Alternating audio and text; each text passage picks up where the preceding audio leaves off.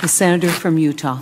Madam President, I rise today to speak on the nomination of Mr. Jacob Lew to be Secretary of the Treasury. Now, this is really an important nomination. With our still struggling economy and our growing fiscal problems, the next Treasury Secretary is going to have a lot on his plate.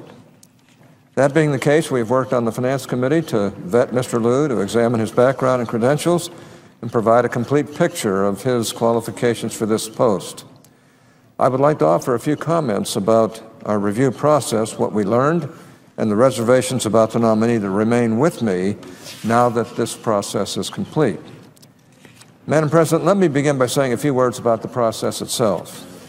For well over a decade, the Finance Committee has followed a specified procedure when considering executive branch nominations. Sadly, that procedure was not followed in the case of Mr. Lew. After publicly announcing Mr. Lew's nomination, the White House waited 26 days before submitting any of his paperwork. That was an atypically long delay, and in addition, slowed the vetting process. It ensured that Mr. Lew would not be confirmed in time to prevent a vacancy at the Treasury Department. A nomination hearing was scheduled to be held only 12 calendar days after the paperwork was received, even though the nominee had not yet answered all of the questions that were submitted to him. That is simply not the way our process has worked in the past, and the undue haste seriously hampered our ability to thoroughly examine Mr. Lew's background and his qualifications. Once the hearing was completed, as is customary, members of the Finance Committee submitted written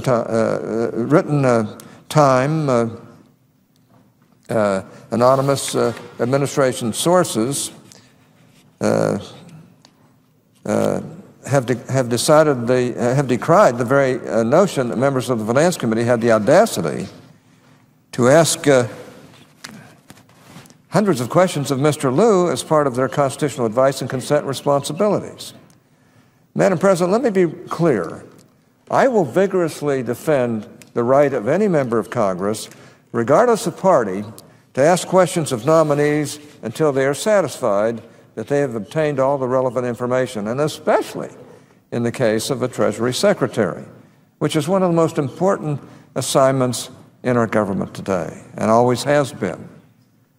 We go all the way back to the time of Alexander Hamilton, and we know what he meant to this country in establishing the financial system of this country. And he was Secretary of Treasury. In the case of Mr. Lew, there were several reasons why he ended up being asked numerous questions. First, the nomination process, as I mentioned, was abbreviated due to the haste of the administration. That meant the questions which in the ordinary course of business could have been resolved through discussion had to be asked in written form. Second, due to the general unresponsiveness of the administration to requests for information over the last few years, there's a pent-up demand for information and any semblance of responsiveness from the executive branch. Third, Mr. Lew's responses to many questions have been opaque. He has dissembled often. That being the case, it seems that the only way to get answers to straightforward questions was to continue to ask for clarifications in an attempt to break through the wall of obfuscation that Mr. Lew had constructed. I have no doubt that he could have answered most of these questions in much less numerical form than he did. Even after extensive questioning, there remain several serious concerns with Mr. Lew's background, his lack of responsiveness, and the evasive manner in which he answered many questions that were posed to him. Unfortunately, many of these concerns will go unaddressed, as Mr. Lew seems to be following the standard stonewalling strategy used by so many officials in this administration, in the Obama administration. For years now, administration officials have gone out of their way to be unresponsive to information requests from Congress, and that is simply unacceptable. Far too often, legitimate inquiries submitted to the executive branch go unanswered for months at a time. Requested deadlines are discarded. Indeed, in some instances, information requests are ignored entirely. When responses are given, substantive and direct questions are given meaningless political answers. This has gone on far too long, and it has to stop. Mr. Lew, for his part, has promised me that he would be responsive to inquiries submitted by members of Congress. While his answers to questions throughout the confirmation process give me reasons to doubt his commitment to being responsive, I intend to hold him to that promise moving forward. And I believe he's an honorable man, and I believe he will try to do this. Now, Madam President, I would like to take a few minutes to address some additional substantive concerns I have about Mr. Lew, his background, and his qualifications for his post, and that have been raised. Let's consider Mr. Lew's Citigroup years. At Citigroup, Mr. Lew was managing director and chief operating officer of two units, Global Wealth Management and Citigroup Alternative Investments. Mr. Lew has claimed repeatedly that while managing, directing, and operating those Citigroup units, he essentially undertook backroom operations like firing people, moving office space, integrating computer systems, eliminating redundancies, and things of that nature. Mr. Lew has also repeatedly stated that he did not design financial products at Citigroup or make portfolio decisions or, in his words, opine on investments. In fact, when asked about investment products that were marketed and sold by the Citigroup units that he oversaw, he could not remember any specific details. It has to be noted that some of those investments ended up generating enormous losses for investors. For example, funds called MAT, ASTA, and Falcon, which were marketed, sold, and managed by the Citigroup units that Mr. Lew oversaw, ended up being the subject of lawsuits and successful arbitration claims where success was based on investors convincing arbitrators that the funds were misrepresented and mismanaged by Citigroup. The losses to investors from these funds numbered in the billions. In fact, some financial advisors at Citigroup protested internally that the misrepresented securities caused enormous damage to Citi's reputation. One of Mr. Lew's bosses at Citigroup argued on behalf of investors and against Citi's stock price and bottom line by saying that the investors had been wronged and should be made whole. She was subsequently fired. From all information I have seen, Mr. Lew did not similarly stand up for wronged investors while on Wall Street. Perhaps that is because he did not know what was going on in the firm, or at his firm. We don't really know. Despite the fact that the funds in question led to probably the largest losses in the history of the units that Mr. Lew oversaw, Mr. Lew claims that he cannot recall anything about them. If you ask anyone familiar with the funds and controversies surrounding them, they will tell you that you would have to have been away on a deserted island to not have heard about the problems that these funds faced. Yet once again, Mr. Lew continues to deny having any memory of them. But at the same time, Mr. Lew claims that while he was at Citigroup, he learned a lot about financial markets and the dangers of risk.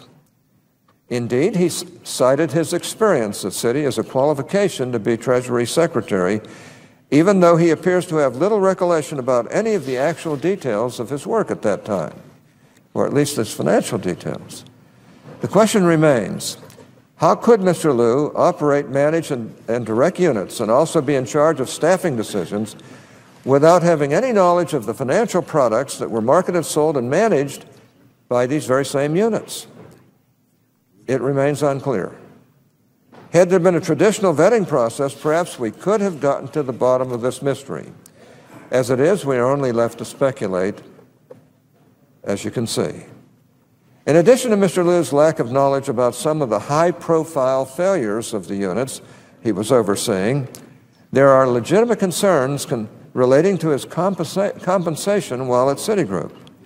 On January 29, 2009, President Obama made remarks about Wall Street, saying that institutions were, quote, teetering on collapse, and they are asking for taxpayers to help sustain them, unquote. The president also remarked on Wall Street bonuses at the time, saying, quote, that is the height of irresponsibility. It is shameful, unquote. About Wall Street executives, he said that, quote, there will be a time for them to get bonuses. Now is not the time, unquote. Elsewhere, he referred to Wall Street bonuses as, quote, obscene, unquote. In late 2008 and early 2009, American taxpayers provided over $45 billion, that's with a B, in direct assistance to Citigroup and backed hundreds of billions of Citigroup assets. At the same time, in January 2009, Mr. Lew reportedly received over $940,000 of compensation, most of which was a bonus for work performed in 2008 when Citi was on the verge of collapse. The bonus came a day before Citi received yet another infusion of billions of dollars of taxpayer money to prop the company up. That was the day before Citigroup received the infusion of billions of dollars that he got that bonus. There is, at the very least, a contradiction between the president's rhetoric with regard to Wall Street and his decision to appoint Mr. Lew to be Treasury Secretary. However, rather than acknowledging any such contradiction, Mr. Lew has simply and repeatedly told us all that his compensation was in line with what other similarly situated executives received. As I've said before, that justification seems a bit like saying, gee, Dad, everyone was doing it. Unfortunately, that type of reasoning is exactly what led to the financial crisis. In addition, an employment agreement that Mr. Lew had with Citigroup had a clause stating that his guaranteed incentive and retention award would not be paid upon his exit from Citigroup. However, there was an exception indicating that he would receive that compensation, quote, as a result of his acceptance of a full-time high-level position with the United States government or regulatory body, unquote. It remains unclear how this exception is consistent with President Obama's efforts to, in his own words, close the revolving door that carries special interest influence in and out of the government, unquote. And of course, as has been widely reported during the course of our vetting process, we found that while he was at Citigroup, Mr. Lew actively chose to invest in a hedge fund that served as a venture capital-like fund that invested primarily overseas. The fund that Mr. Lew invested in was based in the Cayman Islands, at the infamous Ugland House that so many Democrats have viciously decried as a tax haven. In fact, in 2008, while campaigning for president, then Senator Obama said that the Ugland House was, quote, either the biggest building in the world or the biggest tax scam in the world, unquote. Throughout the 2012 campaign, President Obama repeatedly attacked Mitt Romney for having funds invested in the Caymans. And if I recall it correctly, Mitt Romney's funds were in a trust that he had no control over. In making such investments, Governor Romney was, in the words of the Obama campaign, betting against America. One can only wonder whether, while serving as White House Chief of Staff for President Obama, Mr. Lew supported this line of attack. Once again, Mr. Lew has repeatedly refused to acknowledge any contradiction or hypocrisy between the president's rhetoric and his own actions, defending himself only by saying that this investment was done legally and transparently. I think the same probably could have been said about Governor Romney's investment as well, that was in a blind trust. The contrast between the president's past vilification of certain financial activities and individuals and Mr. Lew's very participation in those activities is striking. Yet we are now essentially being told that people should do as administration's officials say, not as they did. Now, in addition to concerns about Mr. Lew's record, I have serious disagreements with him when it comes to policy. For example, in response to written questions, Mr. Lew backtracked from the administration's previous position on the need for entitlement reform. At one time, common sense reforms like raising the Medicare eligibility age were on the table for the Obama administration.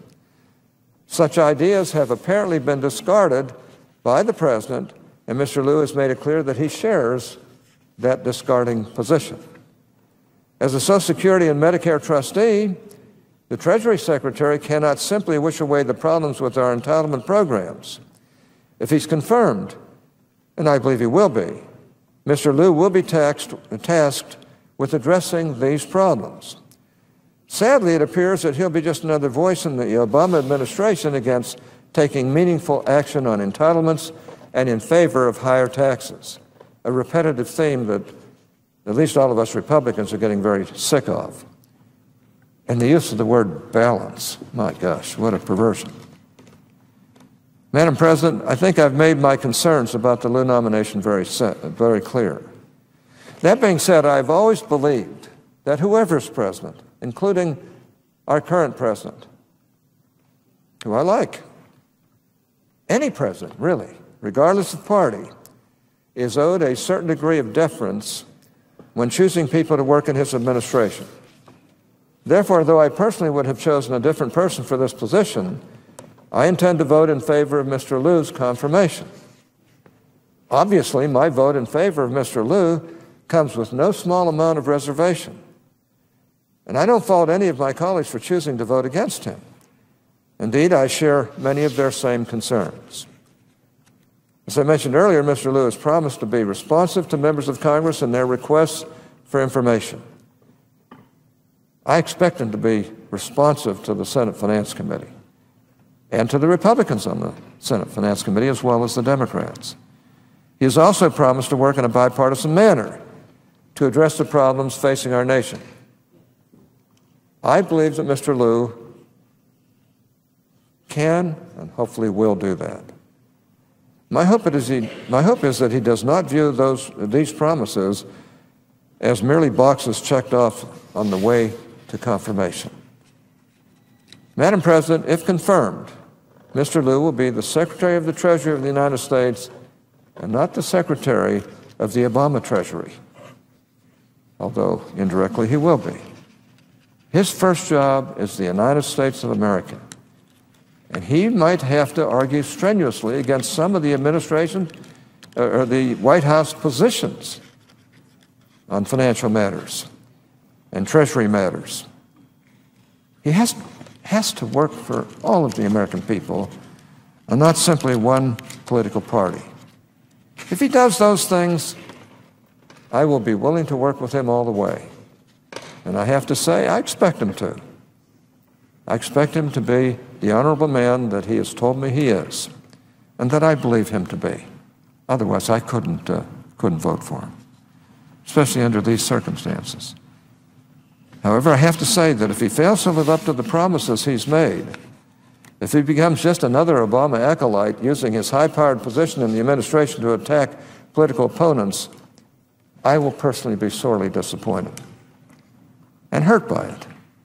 And if that ends up being the case, he will have no greater adversary in the Senate. I don't want to be an adversary. I want to help him turn this country around. I want to be an asset to him up here. And I want him to be an asset to our country down there and up here when he comes up. Now, given my many reservations, concerns about Mr. Lew, I hope that he and the President take note that I am bending over backwards to display deference to the President's choice of Treasury Secretary. This gesture, I hope, will not be in vain. Now, I can contrast Mr. Lew's positions when he worked in the Clinton administration. Many Republicans felt that he was a straight-up guy, and I was one of them. And I've suggested to him that we would like to see that type of a person manage our Treasury rather than the partisan person that we've seen in the last couple of years. True, the position he had at the White House was a partisan position, and I make great allowance for that. I personally like this man. I personally believe he's a good man.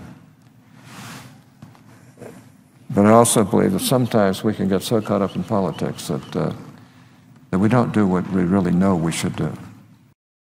I'm hoping he will. I believe he will.